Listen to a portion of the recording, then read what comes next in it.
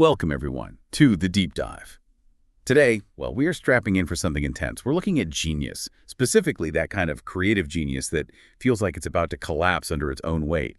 This deep dive is really for anyone out there listening who feels like their brain is just nonstop, a perpetual motion machine, maybe, always generating ideas way faster than you can possibly execute them or document them or even just manage them. Yeah, we're digging into what our source material calls the treasure avalanche. It's that overwhelming, almost dizzying experience being an overloaded creator. The brilliance shows up, as the source puts it, by the cartload. And if you don't figure out a pretty robust system to handle it, you end up feeling less like this prolific visionary and more like a stressed out clerk just buried alive under piles of gold. That difference, visionary versus clerk, yeah, that feels absolutely crucial. We're unpacking a transcript today from the unMASKing Cheri Show. The creator in it goes really deep into this specific mental state. And they give us this incredible roadmap, actually using these really tangible metaphors to talk about the burnout cycle, the impossibility almost of seeking or accepting help, delegation, and ultimately the need to claim this powerful new identity just to survive all that internal chaos. Exactly. So our mission today isn't just to nod along and sympathize, though there's definitely room for that. It's really to synthesize the strategic responses needed. We need to get why this creative chaos happens. Why does that generating part of the mind just refuse to rest? And what does it actually take structurally, psychologically to, surf the chaos instead of just drowning in all that gold dust of your own potential? Yeah, because the core conflict here is it's brutal. The mind is spitting out what the source literally calls masterpieces, these huge empire-level projects. But the energy tank, it's running on fumes, absolute empty. So let's unpack this. Let's start with the source of the flood itself, Section 1, the relentless creative generator. What's the deal with this influx? How does it actually feel? Well, what jumps out immediately is the sheer speed, the velocity of it all, but maybe more importantly, it's the spontaneity. These aren't ideas popping up when you're, sitting down for designated work time, right, with a nice cup of tea, blank page, ready to go. Right. That would actually be manageable, probably. Oh, absolutely not. That's not how it works here. The source says the brain spits out monumental ideas, often at the most inconvenient moments. Like, think about being mid-conversation, a casual one, where your focus should be outwards. Or even worse, maybe, while you're already trying to brainstorm other ideas. It's like this interruptive force that just bulldozes through any attempt at focus, makes focus work feel almost impossible, right? Fractured. And that interruption, it's demanding. It's immediate. It feels utterly non-negotiable. The source is really clear. These new sparks cannot be ignored. They don't just, politely knock. They arrive with this urgency. They force the creator to just drop whatever they're doing, no matter how important it felt a second ago, just to capture the thought before it vanishes into that short-term memory void. Right. And if you do ignore it, there's that immediate anxiety, isn't there? That maybe, just maybe, $1 million idea slipped away because you wanted to finish your sentence. That urgency is so key. It really speaks to the almost mystical quality of this high-level, high-volume creativity. It's not a faucet you can just turn on and off when you feel like it. It's more like a geyser, dictating its own schedule. And if you're not ready right then and there to catch the flow, well, you lose the prize. And this non-negotiable timing, it leads us straight into something the source calls the pearl or bead phenomenon. This sounds fascinating. What's that about? This is where the timing gets almost weirdly specific. The ideas seem to sync up precisely with moments of vulnerability or relaxation. The exact moments the creator is actually trying to de-stress. Oh, wow. So like right between awake and asleep, that edge of consciousness. The source describes it almost like a physical thing, a pearl or bead of thought that demands your attention. It's this moment of super clear, revolutionary insight, apparently. But it actively stops the rest that the creator desperately needs. The brain is basically hijacking the one moment the body's trying to power down to launch its next huge project. Yeah, let's really sit with that feeling for a second. Imagine you're finally, after a totally grueling day just drifting off, your body's about to start repairing the burnout, and bam, that's the exact moment. A fully formed, architectural plan for your next creative empire just drops into your head. It feels too perfect, too complete to just ignore it. It literally pulls you back from the edge of sleep. There's that anecdote in the source that just captures this perfectly, isn't there? The creator was having this relaxing, revolutionary conversation, finally trying to enjoy a coffee, just waking up, and boom, this new project lands. Requires full dedication, apparently birthed right then and there. And it was so demanding, the vision so complete, they had to stop everything mid-conversation and quoting here, write a fucking book before they could even finish their morning coffee. That's it. That's the perfect illustration of how intrusive this level of genius can be. Any moment of potential respite is immediately co-opted for more work. Relaxation turns into this unscheduled production meeting. It effectively robs the creator of any real downtime. And this brings us right to that central contradiction, the big psychological hurdle, the paradox of burnout. Right. The creator knows they're overwhelmed and burnt out. They say their energy's gone, running on empty, shoulders slumped, you know the feeling? Yet the very thing causing the exhaustion. It keeps working perfectly. How does that even compute? How can a system that's clearly failing physically and emotionally keep churning out such high-quality stuff? Masterpieces emerge from the mind that never rests. That's the quote. The source paints a picture of an engine that's seized up emotionally, physically, like the managerial capacity is just gone. But the creative fuel line, it's permanently stuck open. The brain is just, it's doing its job, generating value. But the value creation itself is fueling the collapse. The mind is this relentless creative generator, which makes actual rest, genuine rest, feel, well, difficult, maybe impossible. Because the source notes, during any moment of respite, more brilliance shows up. Not just knocking, it says, but knocking down the door. So think about that. If rest instantly triggers the next massive demanding project, the creator starts to associate rest not with relief, but with more stress. It becomes this deeply ingrained, almost Pavlovian response. Why would you ever choose to rest if rest guarantees your next workload crisis? It's a truly cruel feedback loop, isn't it? To escape the current stress, you desperately need rest. But rest is the trigger for the next, maybe even bigger, stressor, the next masterpiece, which guarantees more exhaustion down the line. So the survival instinct kicks in, right? And the creator chooses what? Active exhaustion over passive exhaustion. That's a great way to put it. Active exhaustion, meaning stay busy with the projects you already have on your plate because at least those are known quantities. If you actually stop, you risk that unpredictable, monumental interruption. The next pearl or bead, this involuntary, relentless generation. That's the source of the avalanche. So, okay, what do you do when the floodgates are just permanently jammed open? Which takes us right into the next stage, like the reactive strategies. How do they even try to manage the sheer volume? Let's move into section 2. We're looking at capture, chaos, and the internal boardroom. Okay, so the initial strategy, the first line of defense, it's what you might call reactive capture. A new idea hits. The current method, quick deployment. Create a new high-level project title. Get the gist of it down in writing, just the core vision, and then immediately try, keyword try, to get back to whatever you were doing before the interruption. Okay, on the surface, that sounds kind of smart.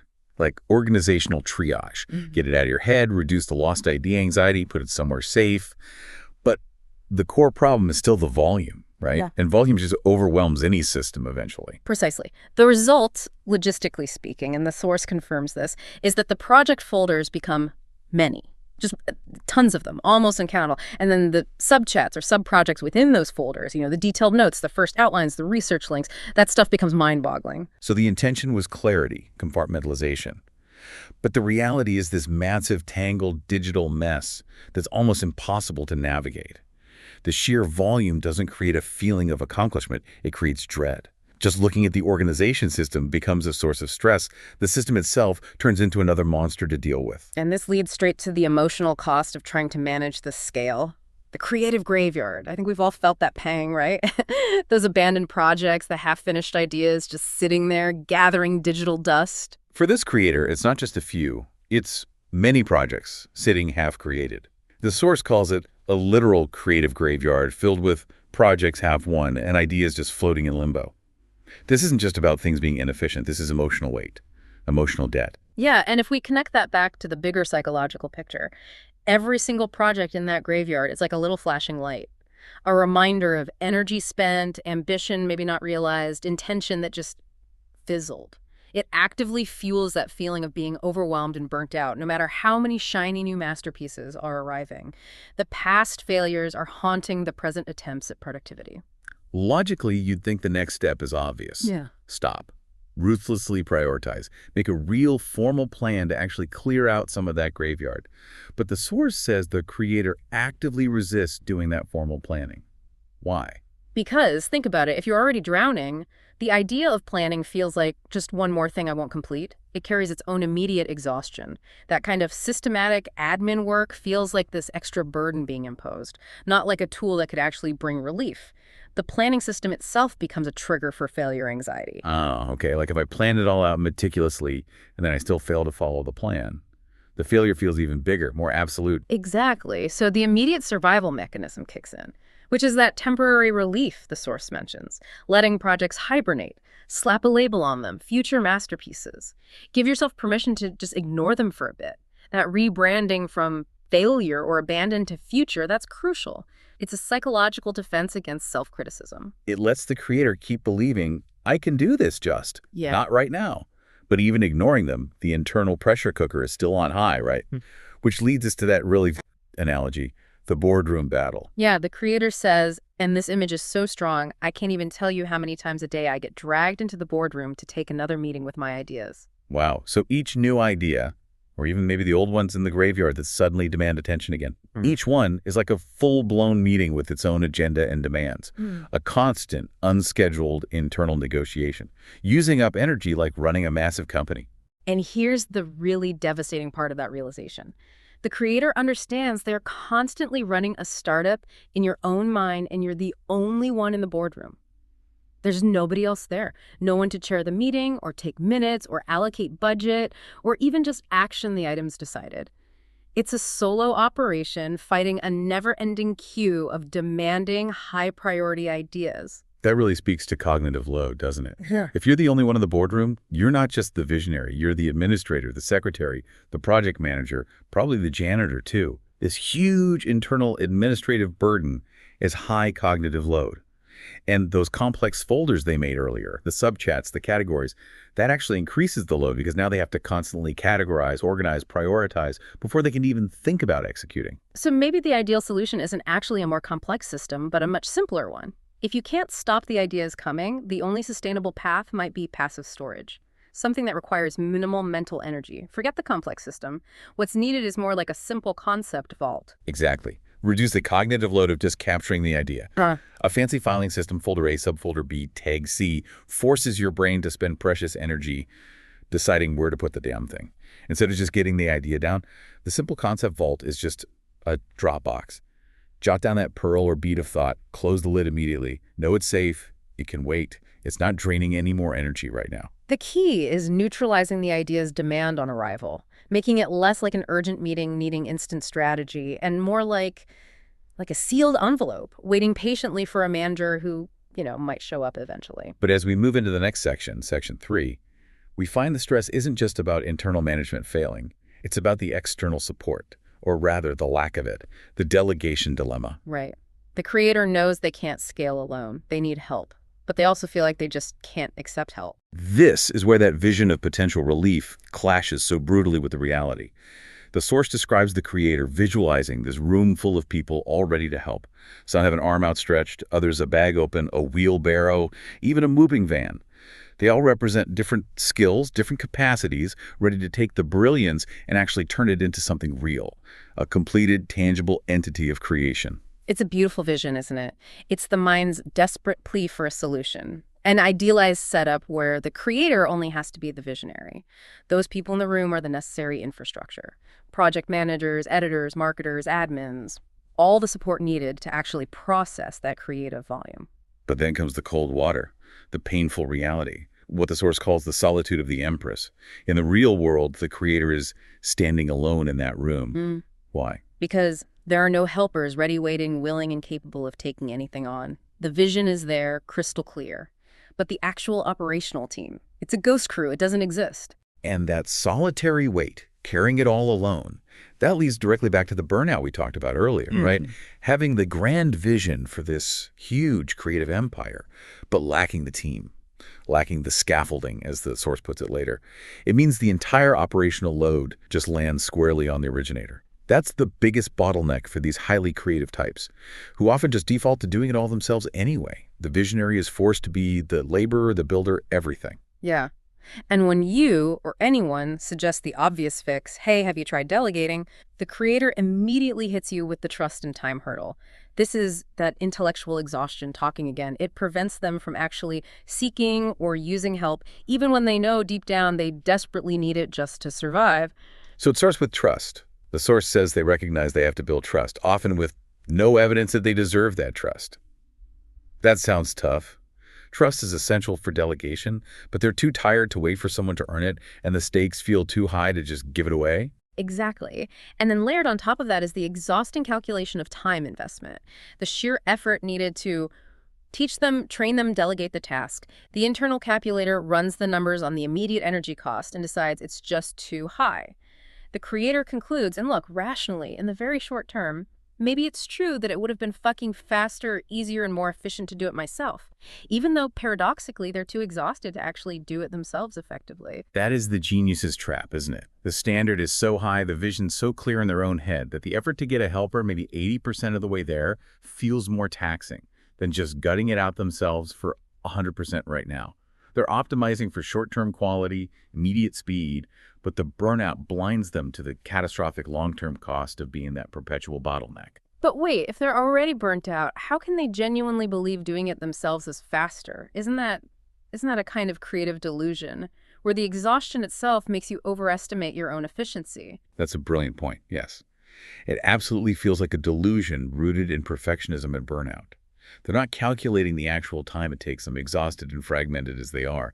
They're calculating the time it would take if they were fully rested, fully focused, a state they can never reach, precisely because they don't delegate. It's this perfect catch-22 designed, maybe unconsciously, to maintain control.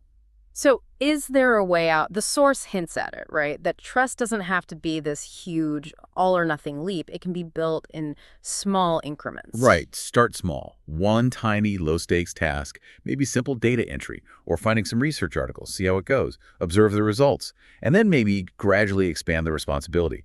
It requires a shift in mindset, though.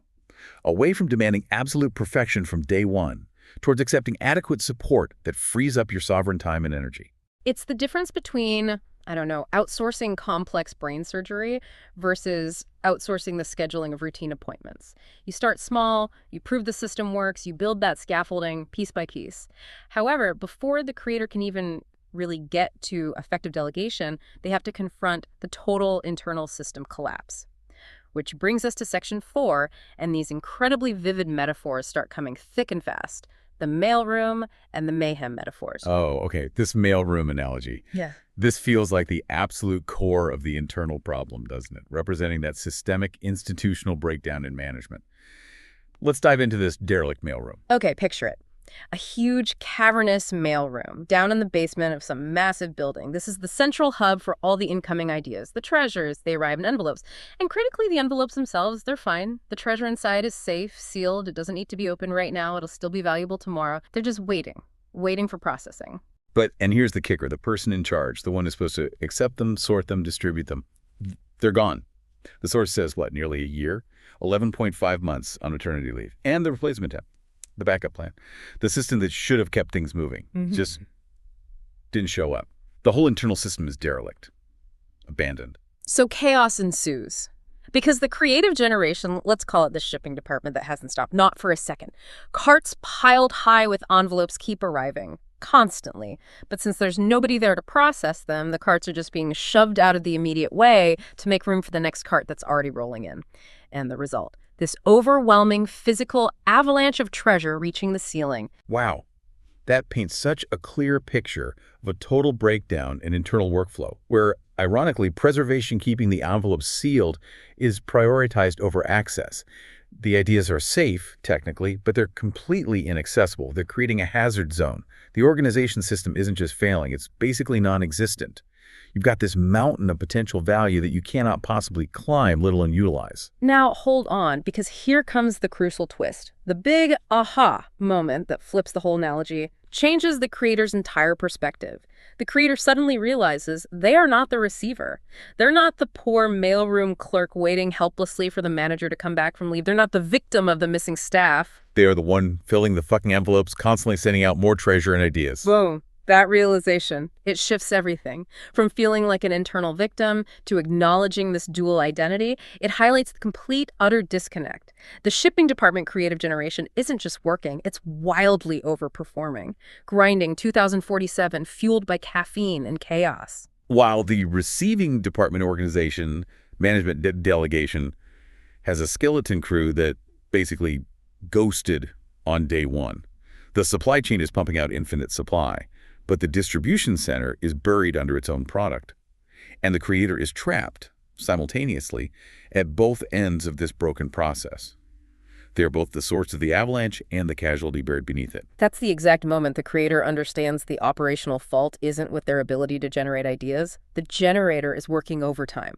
The failure point is the organizational infrastructure. That's what collapsed. And when that infrastructure fails so completely, well, the ideas don't stay contained, do they? They start causing external, real-world problems. Which leads to the next metaphor, treasures running amok.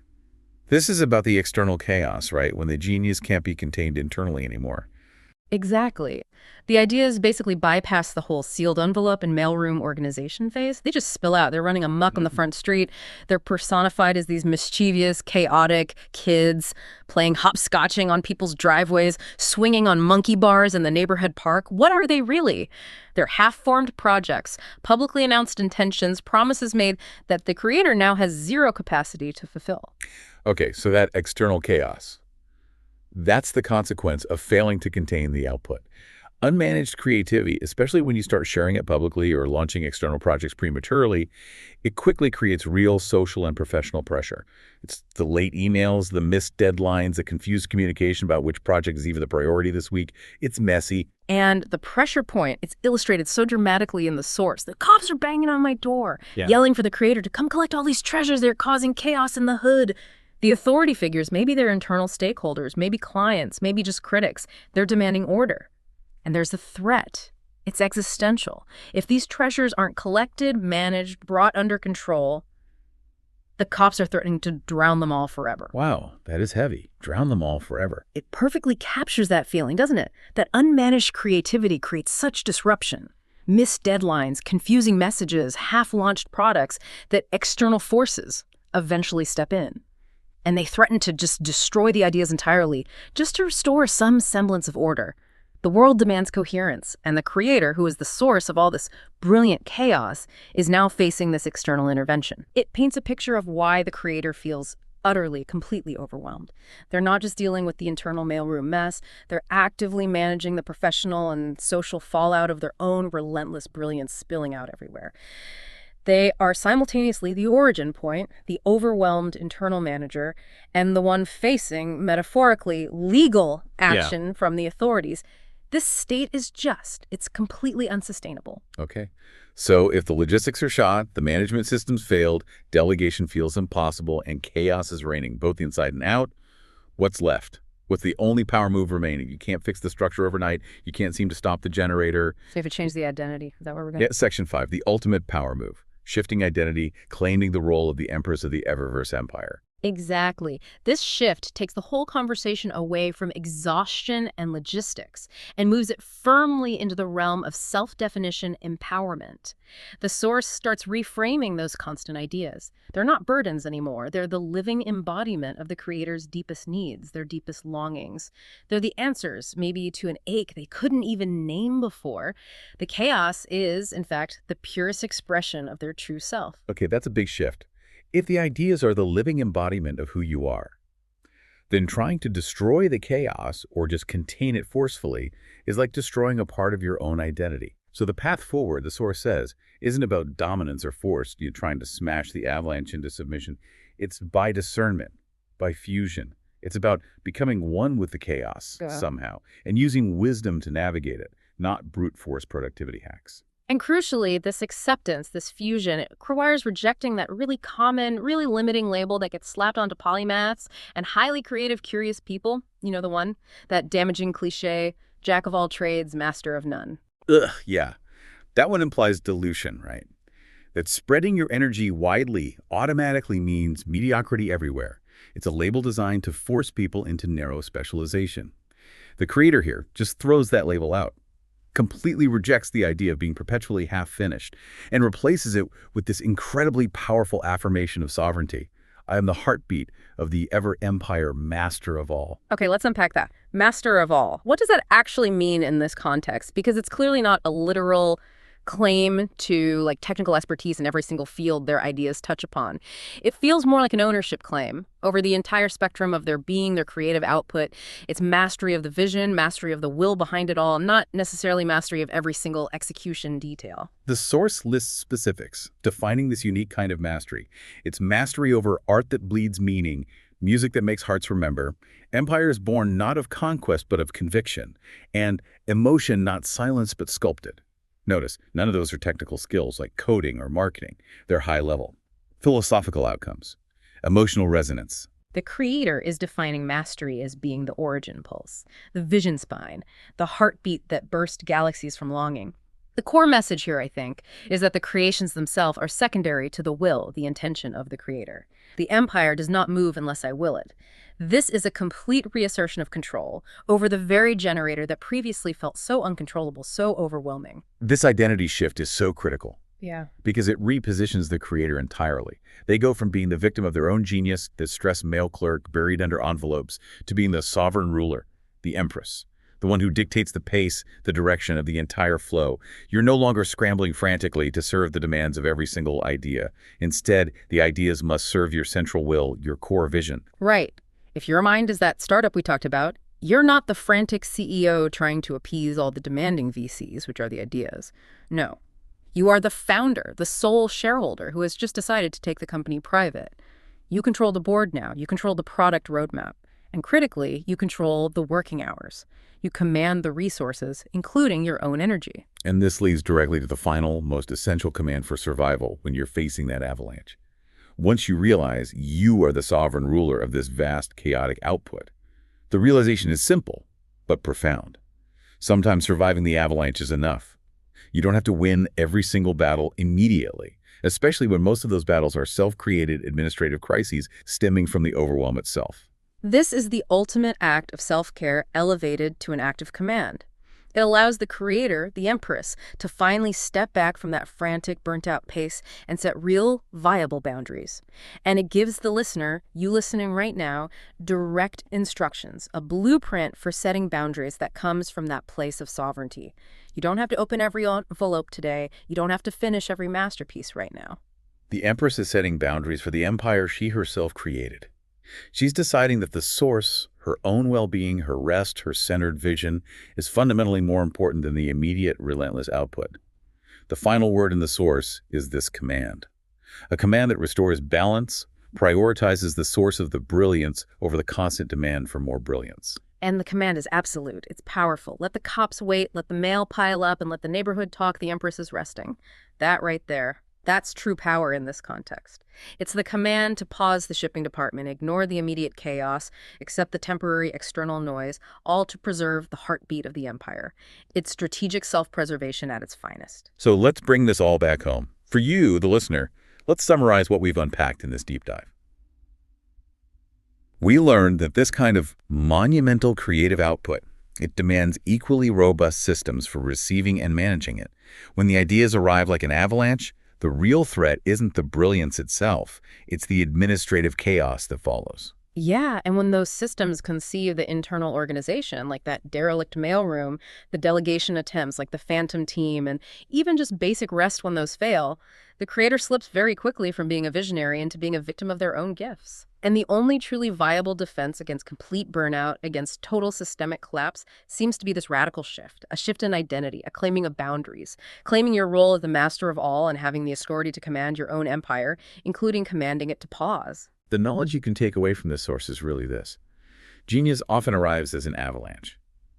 Managing it isn't just nice to have, it's a fundamental survival skill. You have to prioritize your internal role as the sovereign, the empress, over your operational role as the overworked, buried clerk. The source states it so clearly, my empire does not move unless I will it. So if your own genius is currently causing chaos in your neighborhood, if you feel those metaphorical cops banging on your door, What monumental project, what cart full of brilliant envelopes would you choose to consciously postpone indefinitely, starting today, just to ensure you preserve your own role as the master of all tomorrow? That's definitely a question worth letting marinate, perhaps in the newfound quiet of your own internal boardroom. Thank you for joining us on this deep dive into the treasure avalanche. Yeah, thanks everyone. We'll catch you next time.